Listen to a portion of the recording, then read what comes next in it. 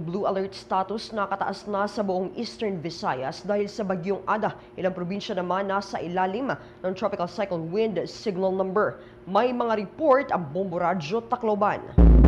Isinailalim na ng Civil Defense Eastern Visayas ang buong rehiyon sa blue alert status upang makapaghanda sa papalapit na masamang panahon na si Bagyong Ada.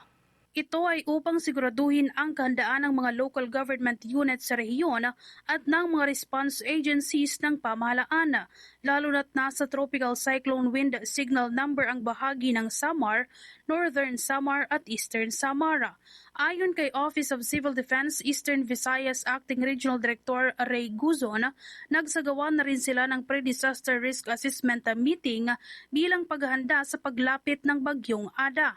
Nagpatupad na rin ng suspensyon sa biyahe mula, patungo at sa loob ng rehiyon ang nasabing ahensya upang maabisuhan ang mga pasaheros at maiwasan ang pagka-stranded sa mga apektadong pantalana. Iniutos rin ng Office of the Civil Defense ang temporaryong pagbabawal sa mga water activities sa buong rehiyon upang maiwasan ang mga hindi inaasahang pangyayari.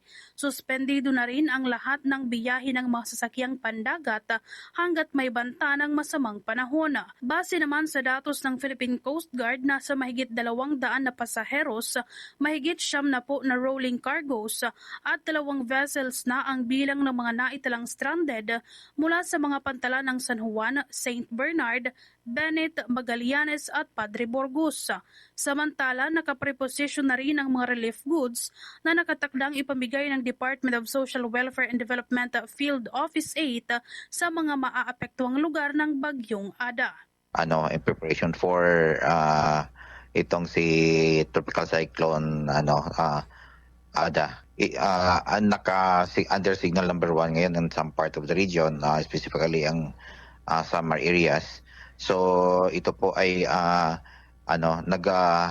nag-issue na tayo ng memorandum continuing yung ating blue alert status. This is to ensure na magkaroon ng preparations yung ating mga LGUs at saka yung mga response agencies in the government.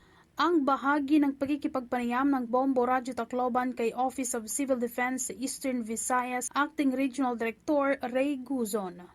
Patuloy naman ang ginagawang pagbabantay at pakikipag-ugnayan ng mga response agencies sa mga maaapektuhang lokal na pamahalaan.